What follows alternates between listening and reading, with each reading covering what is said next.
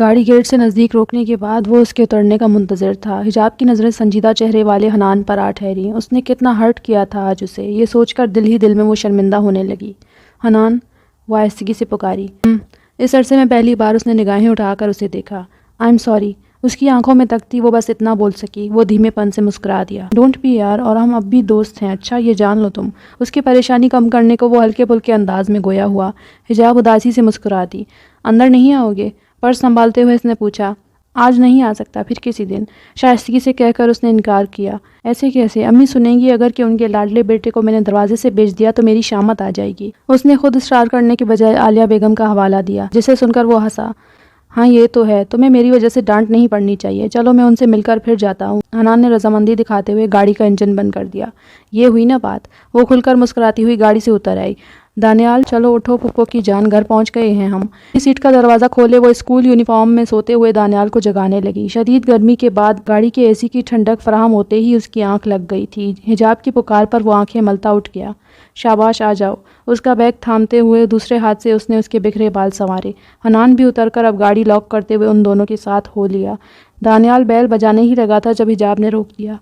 ایک منٹ، میرے پاس چابی ہے۔ پرس میں سے چابی برآمد کرتے ہوئے وہ گیٹ کھولنے کو آگے بڑھی۔ عالیہ بیگم اسے فون پہ بتا چکی تھی کہ نوشین کی طبیعت ٹھیک نہیں، لہٰذا وہ دانیال کو اسکول سے لیتی ہوئی آج جلدی گھر آ جائے۔ اس کے علاوہ انہوں نے مزید اسے کچھ نہ بتایا تھا۔ وہ اس کا آفس اتنا دور نہ تھا گھر سے، مگر گرمی کے باعث حنان نے اس کی سنے بغیر اسے گھر چھوڑنے آنے کی ضد کی تھی۔ راستے میں وہ دانیال کو بھی پک کرتے ہوئے آئے۔ گیٹ کھلتے ہی اندر داخل ہو کر جو منظر اس نے دیکھا اسے پیروں تلے سے زمین نکلتی محسوس ہوئی۔ امی! ہاتھ میں موجود پرس اس کے ہاتھ سے چھوٹ کر زمین پر گر پڑا تھا۔ عالیہ بیگم آڑی ترچھی ہو کر تخت پر پڑی تھیں۔ ان کا ایک ہاتھ ان کے سینے پہ تھا جبکہ دوسرا ہاتھ تخت سے نیچے لٹک رہا تھا۔ ان کے چہرے پر تکلیف کے آثار وہ وہاں سے بھی کھڑی کھڑی بآسانی دیکھ سکتی تھی۔ حنان کے ذہن میں کوندا سا لپکا۔ اس نے فوراً آگے بڑھ کر ان کے نبض چیک کیے اور گردن کے مقام پر 2 انگلی سے دباؤ ڈال کر کوئی حرکت محسوس کرنی چاہی۔ پھپھو! دانیال خوفزدہ ہو کر اس کے بازو سے لگ گیا۔ تب بت بنی کھڑی حجاب کو جیسے ہوش آیا تھا، وہ برق رفتاری سے آگے بڑھی۔ میرے اللہ! امی امی اٹھیں، امی پلیز آنکھیں کھولیں، امی مجھے دیکھیے، پلیز آنکھیں کھولیں۔ وہ چیخ چیخ کر کہتی ان کے بے جان ہوتے وجود کو جھنجھوڑ رہی تھی۔ حجاب! حنان نے اس کا بازو تھامتے ہوئے اسے دانیال کی موجودگی کا احساس دلایا، جو اس کے اس طرح چیخنے چلانے پر خوف سے سفید پڑ گیا تھا۔ اس نے بھیگی آنکھوں سمیت پہلے حنان کا التجائیہ چہرہ دیکھا اور پھر گردن موڑ کر اپنے سے کچھ فاصلے پہ کھڑے اس بچے کو، جس کی حالت قابل رحم لگ رہی تھی۔ لگتا تھا جیسے وہ اپنا رونا بڑی مشکل سے ضبط کیے کھڑا ہے۔ وہ سختی سے لب بھینچ کر اپنے آنسوؤں پہ بند باندھنے لگی۔ انہیں فوری طور پر اسپتال لے جانا ہوگا، کم آن۔ حنان نے عالیہ بیگم کے بے ہوش وجود کو تخت سے اتارتے ہوئے اسے ہوش دلایا۔ حجاب کیا ہو رہا ہے؟ کمرے کے دروازے کو سہارے کے لیے تھامے کھڑی نوشین دوسرا ہاتھ اپنے پٹی کے سر پہ رکھے نکاہت زدہ آواز میں پوچھ رہی تھی۔ شور نے اسے بیدار ہونے پر مجبور کر دیا تھا، مگر حنان کے بازو میں عالیہ بیگم کے بے جان وجود کو دیکھ کر دروازے پر رکھا اس کا ہاتھ کانپا تھا۔ وہ انہیں لیے تیزی سے چلتا گیٹ سے باہر نکل گیا تھا۔ بھابھی آپ یہ… نوشین کے پاؤں پر پلاسٹر اور سر پہ بندھی پٹی دیکھ کر اسے ایک اور جھٹکا لگا تھا۔ عالیہ نے تو کہا تھا کہ اسے بس ہلکا سا بخار آیا ہے، لیکن اسے اس حال میں دیکھنے کا تو حجاب نے تصور بھی نہ کیا تھا۔ امی دیکھیں نا دادو کو کیا ہوا ہے؟ دانیال اس کے پاس بھاگ کر آتا روحانسی آواز میں بولا۔ خالہ امی ان کو کیا ہوا ہے؟ اس کی آواز کانپ رہی تھی۔ حجاب جلدی آ جاؤ، انہیں بروقت طبی امداد کی ضرورت ہے۔ حنان نے باہر کھڑے کھڑے ہی اسے آواز دی تھی، جس پر وہ چونکی۔ پتہ نہیں، آپ دانیال کا اور اپنا خیال رکھیں پلیز، ہم انہیں ہاسپٹل لے کر جاتے ہیں۔ اپنے بھیگے رخسار رگڑتے ہوئے اس نے بس اتنا کہا اور زمین پر گرا اپنا پرس اٹھائے وہ باہر کی جانب بھاگی تھی۔ اللہ خیر کرے۔ خود سے چمٹے دانیال کو حصار میں لیے وہ دل ہی دل میں ان کی صحت کے لیے دعا گو ہوئی۔ 50,000 یورو کی بولی لگائی، اور وہ بھی ایک رات کے لیے۔ یہ اتنا امیر شخص ایک ہی دن میں کہاں سے پیدا ہو گیا؟ اپنے سامنے کھڑے مینیجر کی زبانی گزشتہ رات کی روداد سنتے ہوئے اس کے ماتھے پر پڑتی بالوں میں مزید اضافہ ہو گیا۔ یس سر، 3 دن پہلے جو لڑکی ہم نے اسٹیلا کے حوالے کی تھی، اس کی پہلی رات کے لیے ماسک مین نے 50,000 یورو پے کیے۔ ہاتھ باندھے سر جھکائے مینیجر نے اپنی بات پھر سے دہرائی۔ 50 کی دہائیوں کو چھوتا وہ شخص یہ بات سن کر انگلی سے پیشانی مسلنے لگا۔ ماسک مین؟ کیا تم نے پتا کیا وہ کون تھا؟ کتنی جائیداد کا مالک تھا یا اس کا ذریعہ معاش کیا تھا؟ کچھ پتا چلایا؟ اس نے پرسوچ انداز میں اگلا سوال کیا۔ بدقسمتی سے نہیں مسٹر ولیریس، اس شخص سے متعلق ہمیں کوئی خاص معلومات نہیں ملی، حتیٰ کہ اس کے ساتھ آئے ان 2 باڈی گارڈز تک کا بھی ہمیں پتہ نہ چل سکا۔ لگا جیسے وہ ہوا میں تحلیل ہو گئے ہوں۔ اپنا لہجہ اس نے حد درجہ دھیما رکھا، گو وہ ولیریس کا پرانا آدمی تھا، مگر تب بھی بری خبر یا مایوس کن خبر سناتے ہوئے اسے اپنی جان کی فکر لگتی ہی تھی۔ اس کی بات سن کر کرسی پر بیٹھے شخص نے ہاتھ میں موجود وائٹ وائن کا گلاس اس کے قدموں کے قریب زوردار انداز میں لکڑی کی فرش پر دے مارا۔ اس اقدام پر مینیجر اچھل کر 2 قدم پیچھے ہٹا۔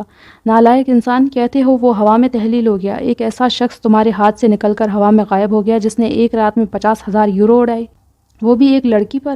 ایک شخص جس نے اٹلی کے 40 سے 45 تنخواہ داروں کی کمائی کے برابر پیسہ ایک لڑکی پہ اڑایا، کیا ایسا آدمی ہاتھ سے نکلنے دینے کے قابل تھا؟ احمق! کرسی سے کھڑے ہوتے ہوئے اگلے ہی پل اس نے جیب سے پستول نکال کر مقابل کھڑے شخص کے ٹھیک 2 آنکھوں کے بیچ گولی داغ دی۔ وہ وہیں ڈھیر ہو گیا۔ وہ سست رفتاری سے چلتا کھڑکی کے پاس آ کھڑا ہوا۔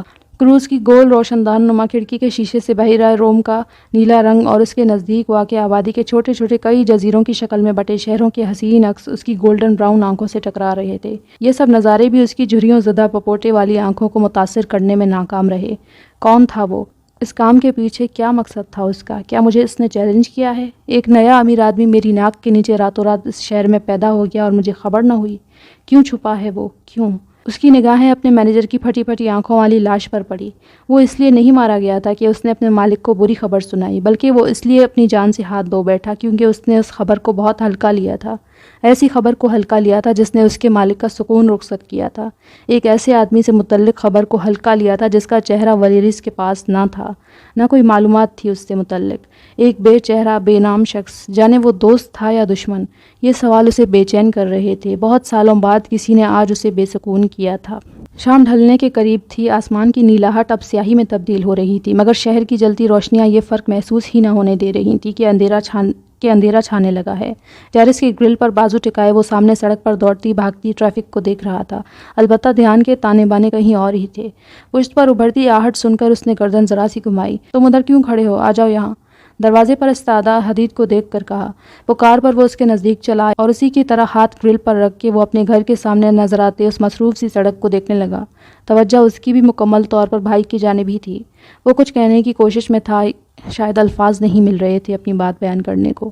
پہلی بار کچھ اچھا کام کیا ہے تم نے، اپنا گھر بسا کے۔ اس کی خاموشی کے جواب میں وہ مسکراتا اسے چھیڑنے والے انداز میں گویا ہوا، لیکن حدید مسکرایا نہیں۔ جانے کیوں وہ آنکھوں میں گہری سنجیدگی لیے اس کا چہرہ تکنے لگا۔ اور آپ مجھے جو کہہ رہے ہیں، کیا وہ چیز خود آپ پر بھی اپلائی نہیں ہوتی؟ بے حد دھیمے لب و لہجے میں اس نے اپنے تئیں کڑوا سوال پوچھا تھا۔ توقع کے برخلاف وہ ہنس پڑا۔ حدید اس کی ہنسی پر چونک اٹھا۔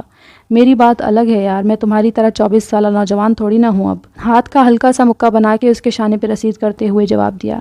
میں اور آپ سے مقابلہ ممکن ہی نہیں۔ میں چاہے 24 کا بھی ہوں، لیکن آپ کے مقابلے میرے جیسے 10 حدید بھی پانی کم ہے بھائی، سچ بات بتا رہا ہوں۔ عارض کی رعبدار شخصیت کو جانچتے ہوئے اس نے بھرپور یقین سے کہا۔ جواباً ایک مرتبہ پھر اس کا جاندار کہا پڑا۔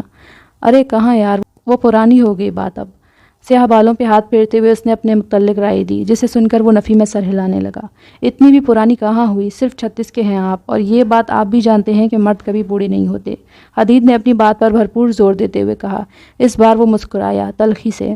تو تمہیں دادی نے بھیجا ہے یہاں؟ میرا شک ٹھیک ہی تھا، وہ سمجھنے والے انداز میں گویا ہوا۔ لب و لہجہ خالص تھا، یہ محسوس بھی نہ ہو پاتا تھا کہ وہ اتنے سال بدیس رہ کر آیا ہے۔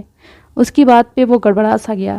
دیوار کے اوٹ میں کھڑی دادی نے اپنا سر پیٹ لیا۔ دادی نے؟ نہیں تو دادی بھلا مجھے کچھ کیوں کہہ کر بھیجیں گی؟ وہ اب انجان بنا اس سے کہہ رہا تھا۔ کیونکہ تمہاری باتیں بزرگانہ ہو رہی ہیں، اور میں چاہے سالوں باہر رہا ہوں، لیکن پھر بھی اپنے بھائی کو اچھی طرح سے جانتا ہوں کہ وہ ایسی سمجھداری کی باتیں اپنی طرف سے نہیں کرتا ہے۔ اس کے ایک کان کو گرفت میں لے کر کہتے عارض نے اس کی چوری پکڑ ہی لی تھی۔ خود وہ اپنا کان کھینچے جانے پر جھلایا تھا، جس پر آخر کار دادی کو ہی اس کا بچاؤ کرنے میدان میں آنا پڑا۔ تو کیا غلط کہا اس نے؟ ہم اگر نہیں سوچیں گے تمہارے بارے میں تو اور کون سوچے گا؟ انہوں نے عارض کی گرفت سے اس کا کان چھڑوایا۔ دادی دیکھا آپ نے، یہ ابھی تک مجھے 4 سالہ حدید ہی سمجھتے ہیں۔ وہ اپنا کان سہلاتے ہوئے منہ پھلا کر بولا۔ عارض نے اس بات پر اسے گھوری سے نوازا اور انہیں مخاطب کیا۔ دادی آپ جانتی ہیں نا میرا جواب، پلیز یہ موضوع مت چھیڑیں پھر سے۔ اس قدر تردد کی کوئی وجہ ہے تمہارے پاس؟ وہ اس کی گہری آنکھوں میں تکتی اب کی بار براہ راست پوچھنے لگی۔ وہ لاجواب ہو گیا۔ حدید وہ واحد شخص تھا جو اس سچویشن میں اپنے بڑے بھائی کی خاموشی کا مطلب بخوبی سمجھ رہا تھا۔ آپ رہنے دیجئے دادی، میں انہیں قائل کرنے کی اپنی کوشش جاری رکھتا ہوں۔ اس نے انہیں وہاں سے ہٹانے کو مداخلت کی۔ تم پرے ہٹو، میں خود بات کروں گی اب۔ انہوں نے کوئی موقع نہ دیا۔ آپ جانتی ہیں نا میرا اس طرف رجحان نہیں ہے، میں مصروف زندگی گزارتا ہوں اور اس سے بہت خوش بھی ہوں دادی، اور پھر آپ سب بھی تو ہیں نا میرے پاس۔ ان کے شانے پہ نرمی سے ہاتھ رکھتے وہ محبت بھرے لہجے میں بولا۔ باقی سب اپنی جگہ تھے، لیکن دادی سے وہ از حد احترام و دھیمے لب و لہجے میں بولتا تھا۔